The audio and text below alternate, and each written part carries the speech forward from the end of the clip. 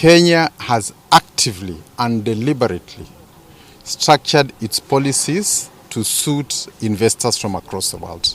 And we are happy that some of the markets, like China, for example, within Africa, also Tanzania, we've seen major Tanzanian investors coming here, also Egypt, the Americas and Europe. We've seen huge interest in investors who are coming here. So I think maybe ours would be just to ask for caution, that we should not allow our internal political differences to come in the way of investment in our country. Because these investors are coming for everybody. The people who will be employed here in other facilities will also be coming to benefit Kenyans wherever they come from.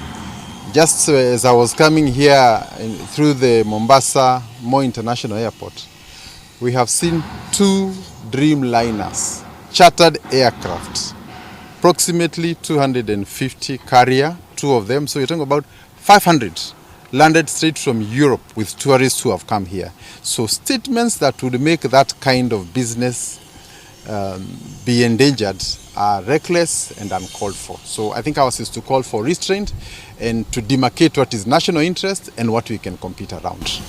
We're able to bring together our government agencies to facilitate investment so that we can progress smoothly without hindrance and without investor going around the various parts of the city or town to look for services. We bring services to the site where the investors are.